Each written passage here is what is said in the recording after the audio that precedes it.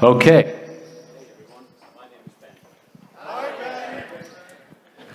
That went well.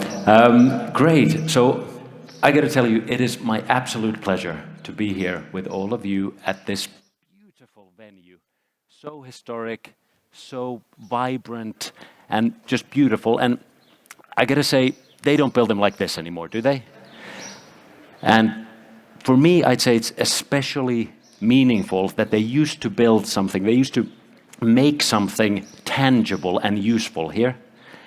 And probably that's because when I started my career about 15 years ago, it was as far away from making something tangible and useful as you can get, because it was as a management consultant.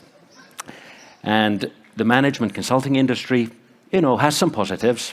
You learn a lot very quickly, you get to see many different industries, but it also has some negatives, like brutal working hours, really strict hierarchies. And as a junior consultant like I was, a lot of what you do is just following orders. So pretty quickly I realized, this is great, but not for me.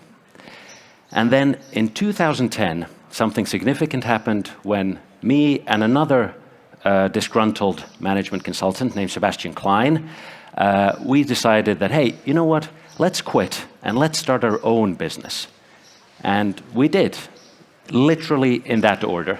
So we first quit, then I flew over to Berlin, sat down at his kitchen table, and we said, okay, now what? And of course, this is not what you're supposed to do. You're supposed to start with a side hustle, you're supposed to have a plan, but that didn't stop us. Oh no, because pretty soon we had launched our own actual tangible product, the Penguin Hug, a cooling neck scarf for hot summer days. And it actually works. And I still think that brand name is just spot on. But we didn't stop there because we were building a business empire after all. So we actually launched next our own self-development website with a similarly well thought out brand name. It was called The Handbook of Awesome. And we wrote about productivity and health and happiness. And we competed with about 10,000 other websites that were doing exactly the same thing at the time. And with both of these, we were totally convinced that in 6 months they're going to take off, they're going to change the world, and we're going to be millionaires. Now, that didn't happen. And pretty soon I was running out of money, so I went back to work again as a management consultant. I'm a slow learner. And astonishingly, I still didn't like it. And that's why it was really, really lucky that in literally the last week of my probation period, Sebastian Klein calls me up and says, hey, we have just founded a startup in Berlin with 3 other people. Would you like to join us as our first full-time employee to build up the content team? And I said yes, and that company is called Wirecard. No, it's Blinkist. And this is an early photo of the Blinkist crew. It was taken by a journalist who was writing an early article about us. And that piece of cardboard that we're holding up, that's our manifesto. And I don't know if you remember this, but in the early 2010s, if you had a startup and you were launching a product, before you launched, you were supposed to publish a manifesto, which was cryptic and really ambitious, and it was going to get people curious, what are they going to do? What are they working on? And then it would go viral. And back then, we thought that the key to this startup thing is to get stuff to go viral. Now, our manifesto did not go viral, but it was not for lack of effort, because we must have spent about 2 weeks on that damn thing. And somehow we still didn't spend, more than 5 minutes thinking about what to wear when this journalist came to take our picture. But from these humble beginnings, fast forwarding to over 10 years later, Blinkist is now a completely different kind of animal. It's a global brand, tens of millions of users around the world, almost 200 employees. And as you may have read, last month it was actually acquired by an Australian company called Go1. So a startup journey complete, or at least a major chapter of a journey complete. And these team photos, they are really only the bookends to that journey. And of course, the really interesting stuff happened in between when we scaled from 5 to 50 to 100 to 200. And along that journey, spoiler, one of the most significant factors was that we didn't want to go the route of these traditional hierarchies that we'd seen in management consulting, but we wanted to experiment with new ways of organizing ourselves and making decisions and distributing authority. And it was partially based on these experiences at Blinkist that me and this co-founder I mentioned, Sebastian Klein, we wrote a book called The Loop Approach: How to Transform Your Organization from the Inside Out. And I know that many of you here in the audience today are passionate about the future of organizations, the future of work, and I know that many of you are probably also in this intense scale-up phase of organizational growth where you're growing very rapidly. And that's why today in this talk, I want to look at how we at Blinkist scaled up from this to this, examined through the lens of this, the loop approach. More or less. I'm going to take some liberties. Does that sound good?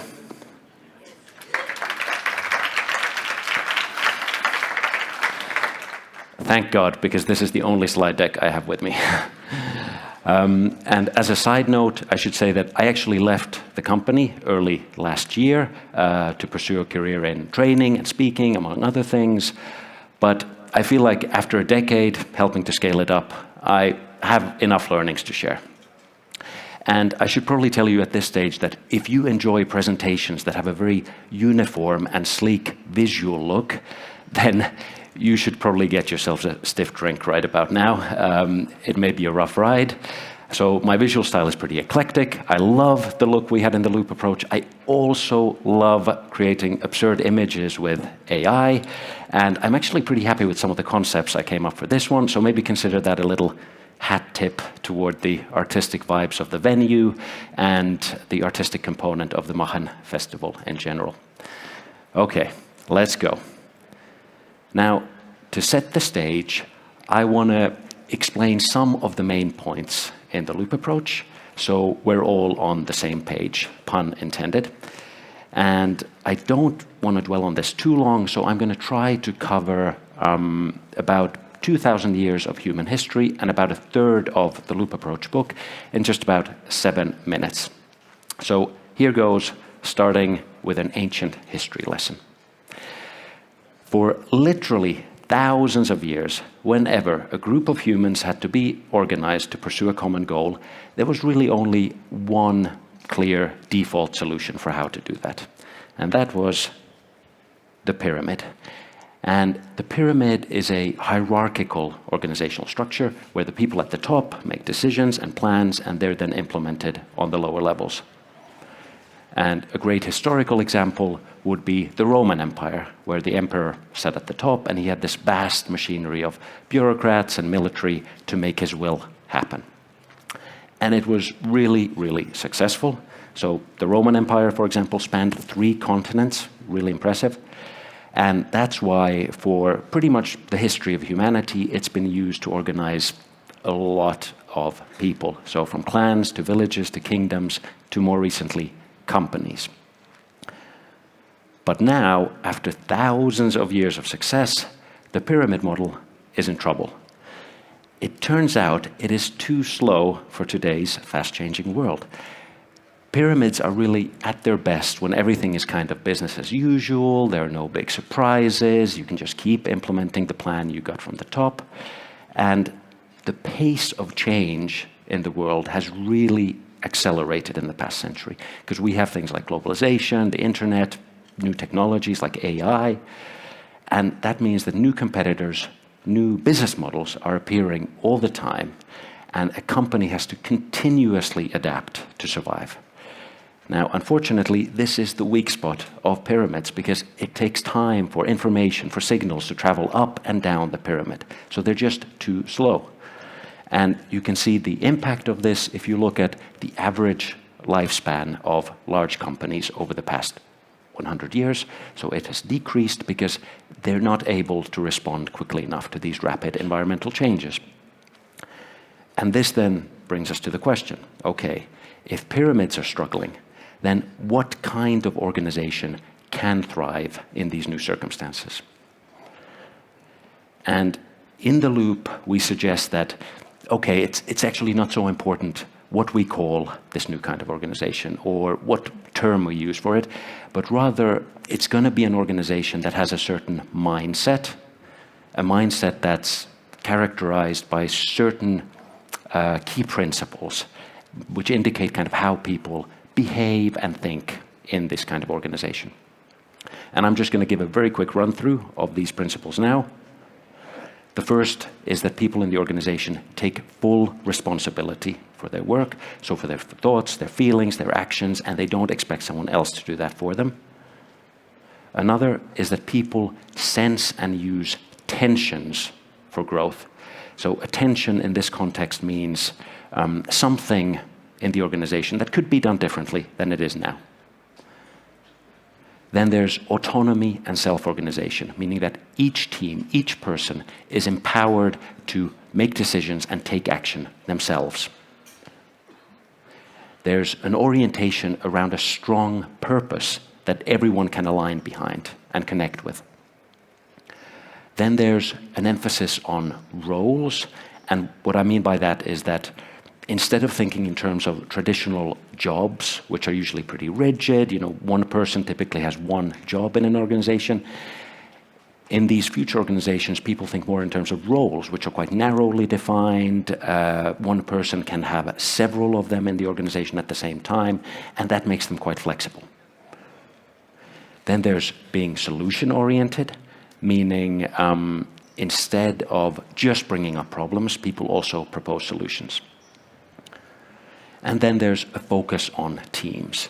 And this means that there's an understanding that in order to evolve the organization, we focus on strengthening and evolving teams. Then there's a principle of continuous iteration and experimentation, meaning you never stand still, which is obviously very crucial in these dynamic environments. There's transparency and open communication, meaning all the information in the organization is made freely available to everyone, and this enables fast access to it. There's leaving behind egos. So instead of everyone kind of worrying about their own status, they think about that common shared purpose. What are we trying to do here together? Then there's distributed leadership, meaning anyone in the organization can actually lead others and themselves, not just people with a formal leadership position. And finally, there's win-win thinking. So instead of everyone trying to get as big a piece of the pie as they can, rather they think about how can we find solutions that satisfy everyone so that we can keep this collaboration going. And these are the principles underlying the mindset of the organizations of the future. And by my count, it took about 7 minutes, so we made it. Congratulations. Together with this and the history of the pyramid, you now know about a third of the loop approach. And yeah, it's almost as if I have some expertise in summarizing information from my background. But yeah, based on these, we draw the main framework that we introduce in the loop approach, which is the 7 habits of highly effective organizations. And what we mean by habits in this context is actually clusters of behaviors that we feel contribute to an organization's effectiveness.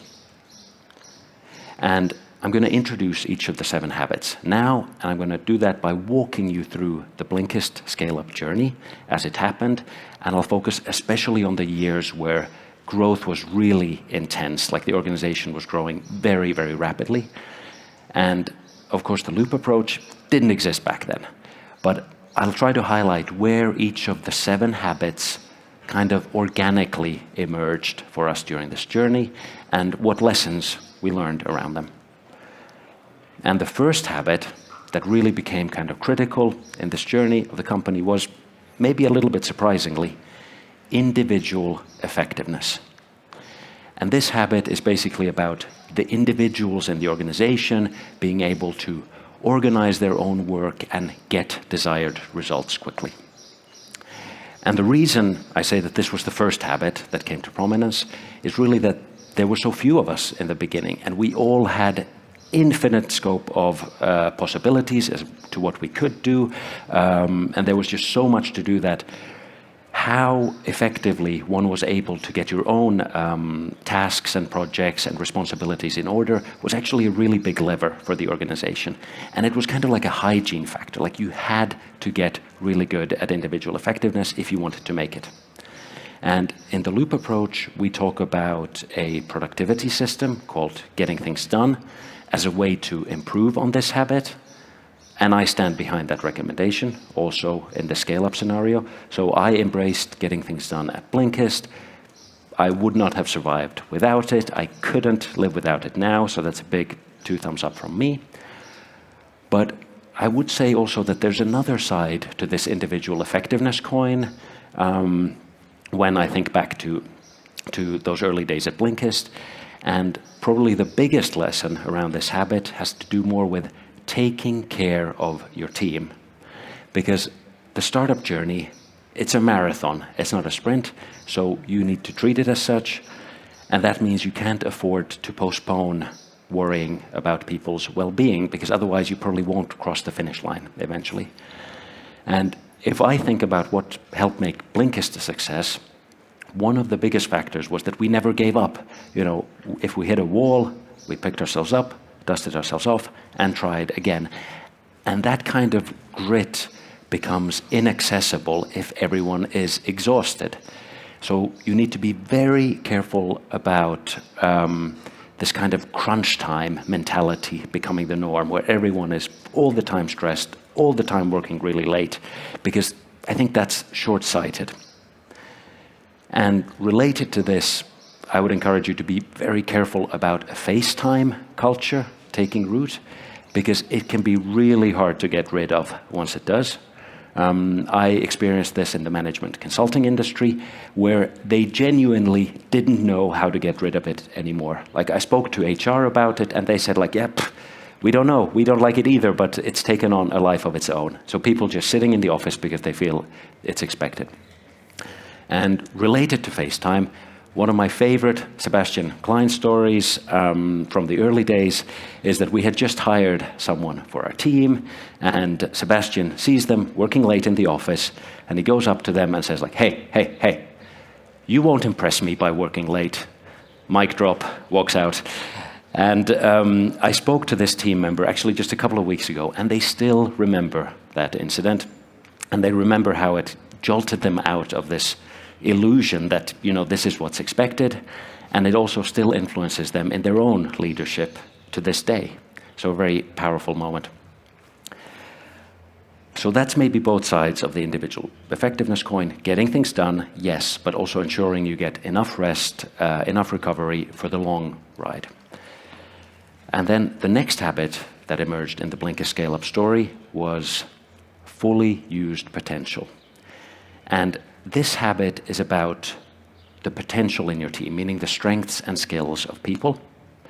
And the idea is that you build a habit around making all that potential visible so you can put it to use in your journey.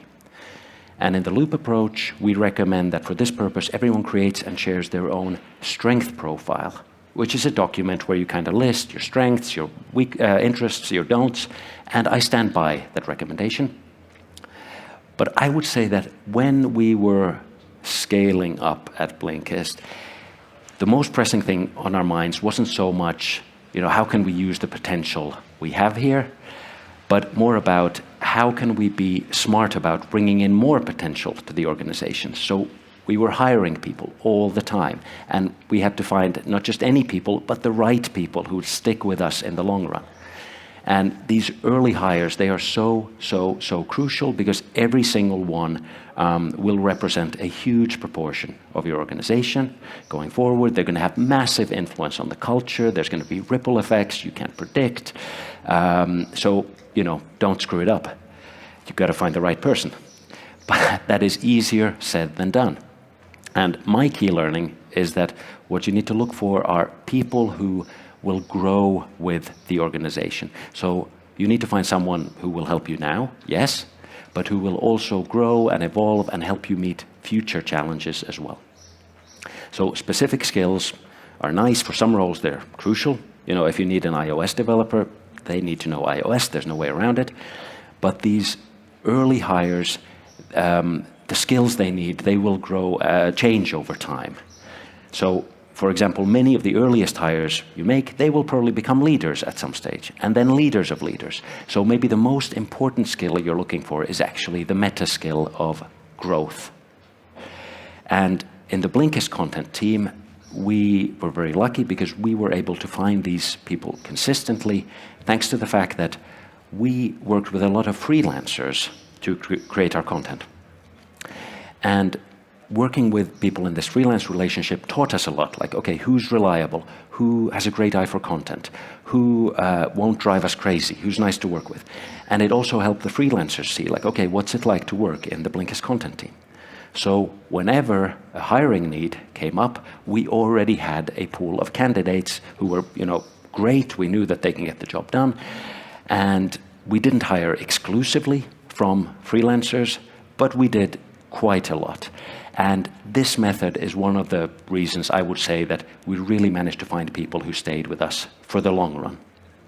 And just consider that in this content team where we had 20 people, which grew to 20 people, over a period of 10 years, only one person ever left. Claire. But Claire, actually, she left to pursue a different career and is thriving, so I'm not putting that down to hiring error. But I remember that when we told other teams and other companies about this 99% staff retention rate, they literally didn't believe us. They said, no, that's a statistical impossibility. But it was true, and it was a huge performance booster for us also, because you know how disruptive it is when someone leaves and you need to go into recruiting and onboarding and rebuild that relationship. It can take months before you're back up to full speed. And we were spared all of that. And many of the early hires we made, they are now directors or heads of, so they really grew with the organization and were great hires in that sense too. And obviously, we did a lot of things to keep people engaged and growing professionally and happy to work there. But this hiring was one that we absolutely had to get right to even have a chance at that. And it seems like we did every single time, almost. Claire. But that's why I think that this freelancer to full-time method is really a valuable takeaway from this scale-up phase around how to attract and utilize potential. So at this point in the Blinkist journey, like I said, we're hiring people, we're growing as an organization, and that meant we really had to start thinking about, okay, how are we going to structure this growing group of people? How are we going to make decisions and coordinate? And like I said before, Sebastian Klein and I, we both came from this management consulting background, and we just knew that, okay, we want to try something different. And so we wound up making the content team the guinea pig for a organizational operating system that we called Blinkracy. Now, as you can imagine, based on the name, it is very heavily inspired by Holacracy, but we didn't go all in. We just kind of cherry-picked some ideas and tools from there and some other places. And our main goal was just that, okay, we want to create something where people don't need managers to tell them what to do, but rather they can drive their own work forward autonomously. So how did that go? Really well, because in under a year since we started the trial and the content team, Blinkracy was actually adopted by the whole company. And for sure, it faced its own challenges, own resistance, didn't always go smoothly, but I would say overall it was a success, and it made us much faster when we needed to be. And a concrete example of something it enabled was our audio feature. So actually, in the early days of Blinkist, you couldn't listen to the content, you could only read it. And then, without any direction from company leadership, a cross-functional group of people came together and said, hey, you know what, we think audio is the future. Let's put together a prototype audio content offering. And they did, and it really took off. And this was perfect timing because audio was just having this renaissance moment as a medium, really taking off, podcasts and whatnot. And we were able to ride that wave thanks to these people independently taking action.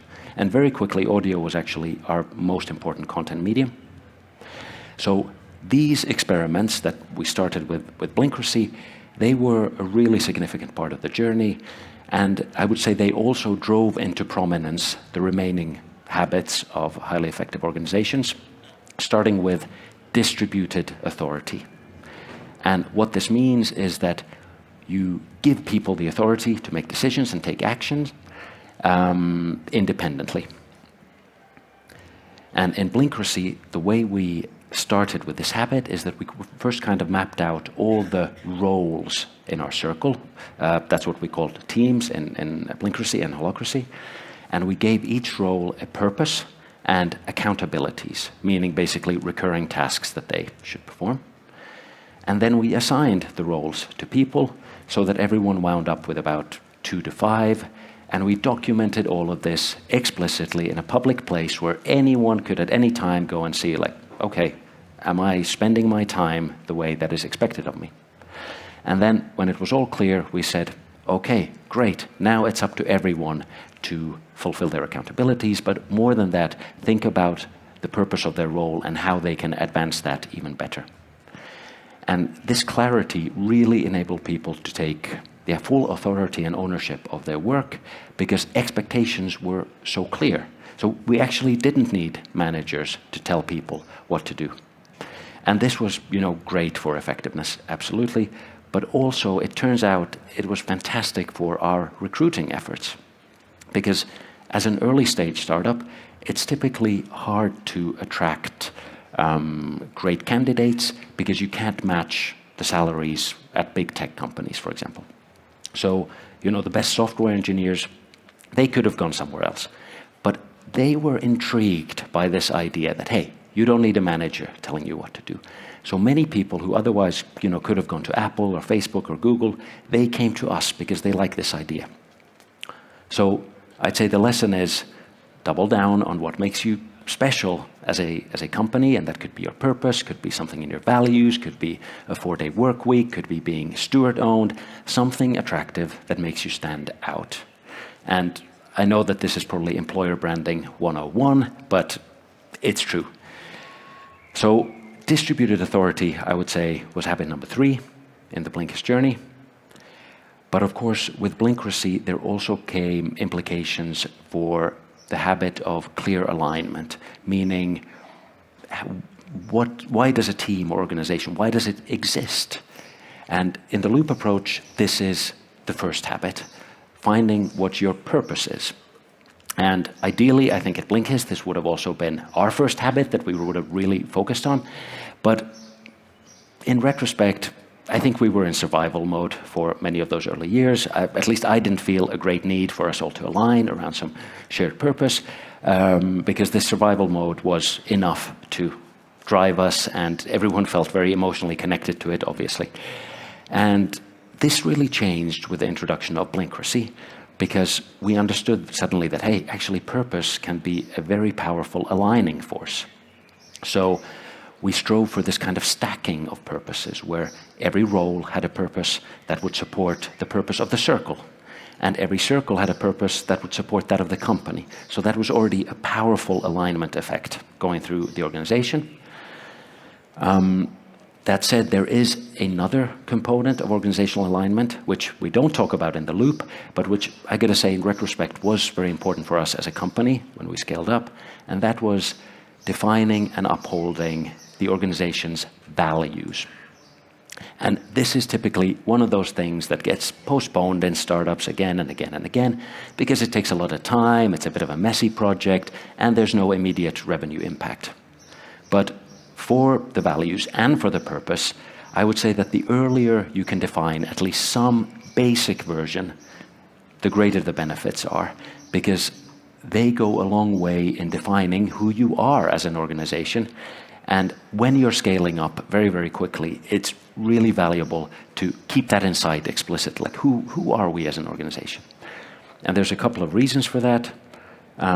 First, it's a great recruiting filter. So, like I said, you need to find the right people who can help you drive your purpose, who can live your values.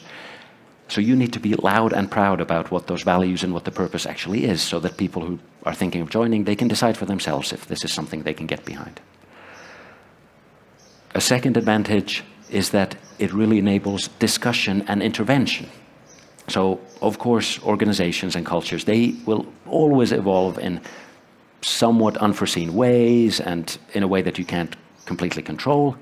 But if you document values and purpose early, it at least enables discussion about them, and you can maybe exert some influence over how things evolve. Then they also, in a very concrete way, guide behavior.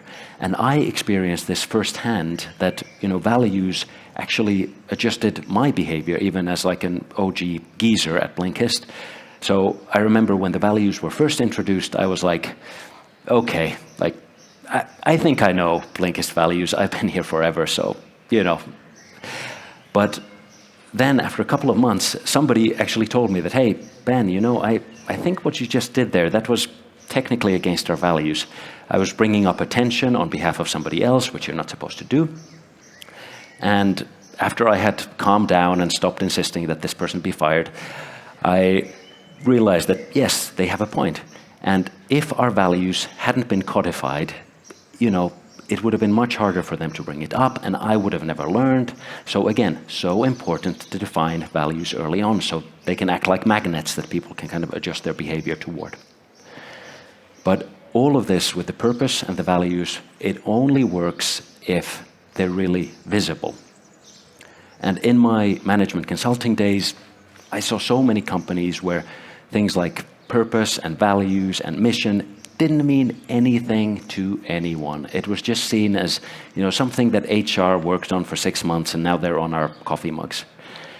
And that's why I think it's really key to not let that happen, but rather to, use them in your everyday work and communication all the time. So purpose should be the starting premise for every single strategic document. Values should be quoted in a lot of communications, if not all communications and decisions, highlighting how does this reflect our values. Guiding stars are useless if you don't glance up at them once in a while. So those are my learnings around the habit of clear alignment. And the fifth habit, which also came to prominence at Blinkist with Blinkrisy, is team effectiveness. And what this basically means is that you don't just work effectively as individuals, but to truly leverage everyone's potential, a team needs to be able to communicate, coordinate, and work together effectively also. And when we adopted Blinkrisy, one of the most impactful improvements, I would say, that we implemented to team effectiveness, as you can guess based on this picture, is that we introduced beer to our meetings. No, what we did was we introduced something called tactical meetings, which you're probably familiar with from Holacracy, if you're familiar with Holacracy.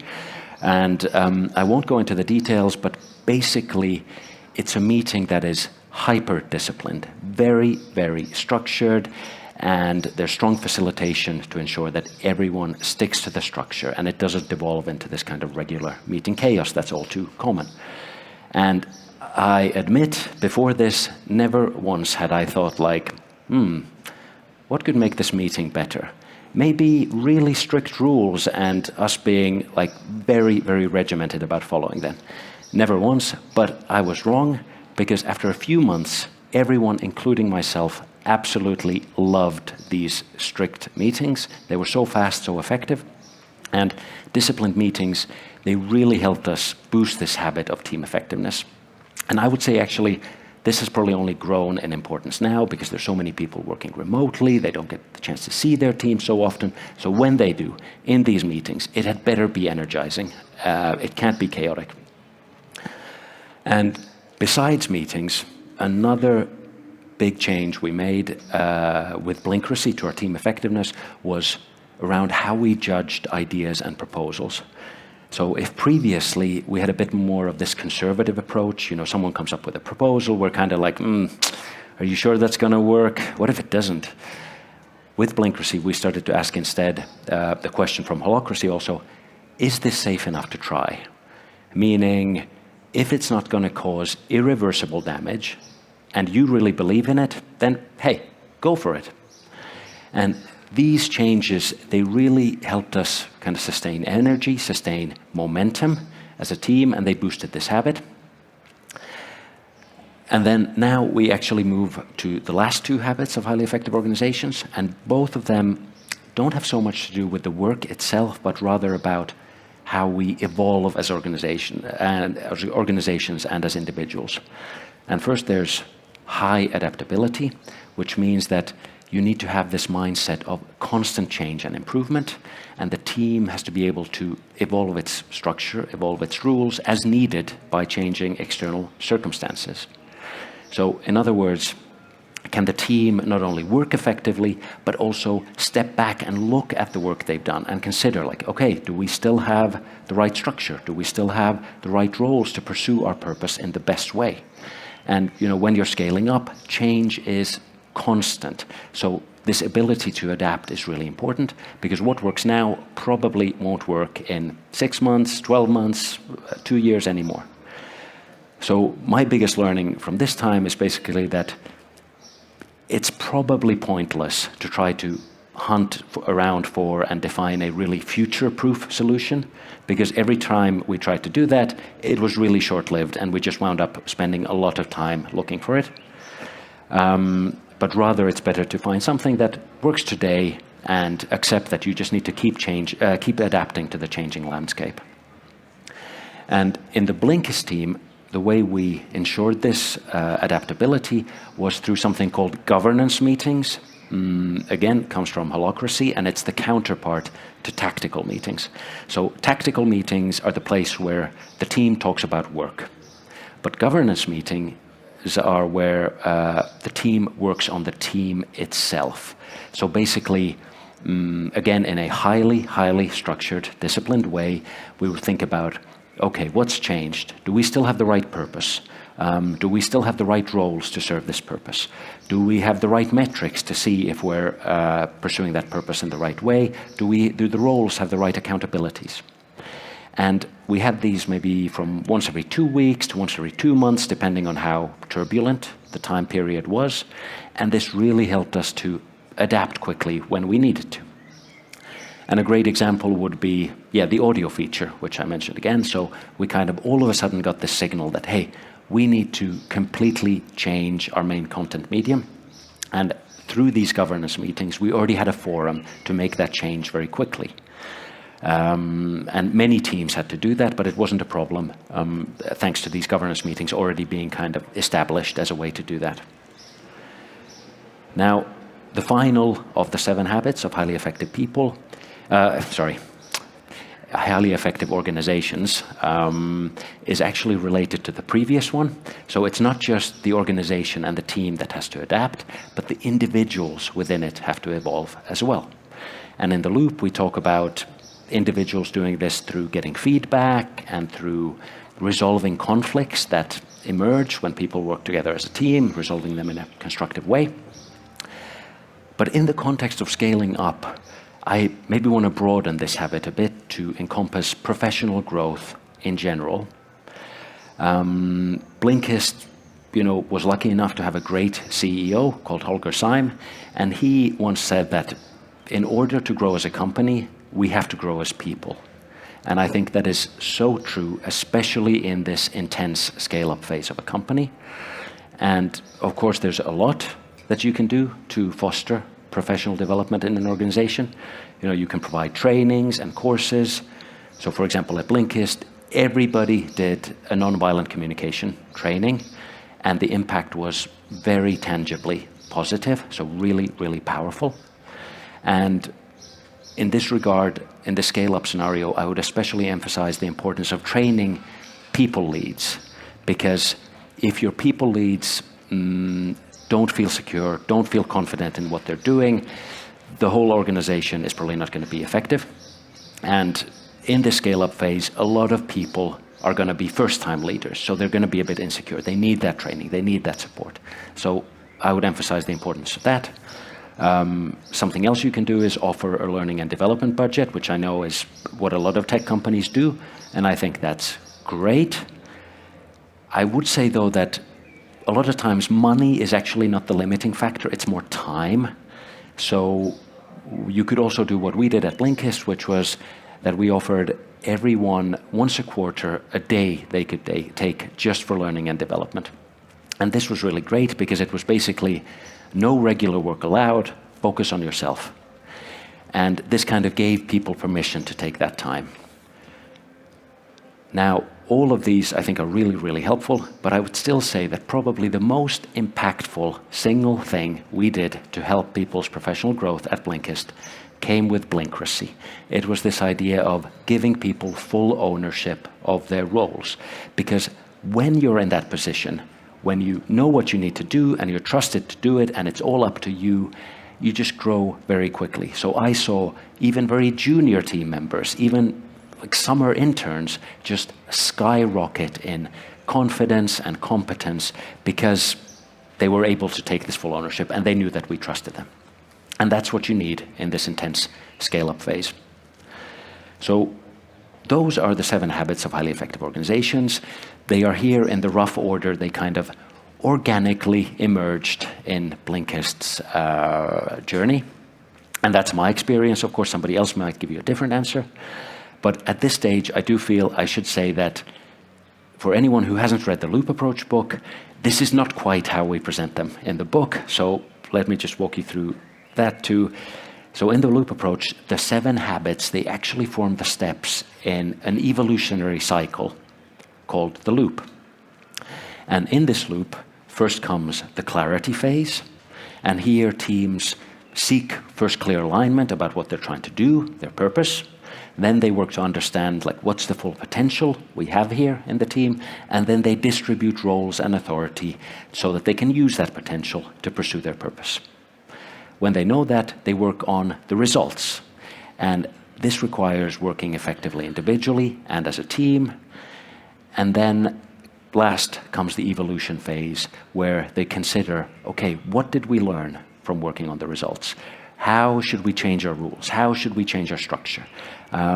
What kind of feedback did we get from working on the results? What kind of conflicts emerged? And they work through that to evolve. Now, in addition to that, they also look at each of these 7 habits and consider, then they go back to the clarity stage again, and they again need to seek alignment because they've learned something new. So they need to consider, okay, now with all we've learned, what are we trying to do now? And that's where they also assess the 7 habits, and they say like, okay, where are we in terms of each of these? Is there maybe one we would like to improve on? Or would we like to improve on all of them? How much? They set improvement goals. So in that way, by going through these loops again and again and again, they are not only moving forward the purpose of the organization, but they're also improving in each of these habits. So they're getting better and better at moving forward the purpose. So now you know where the loop of the Loop Approach comes from. So you can effectively pretend that you've read the book a bit as if you read it on Blinkist.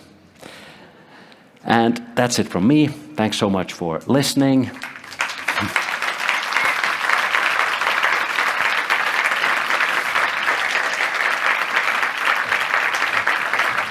And hey, maybe just I want to say, I hope some of these experiences resonated and can help you on your journey if you're in the similar phase of intense growth. And just please feel free to connect with me over LinkedIn or email if you'd like to get in touch.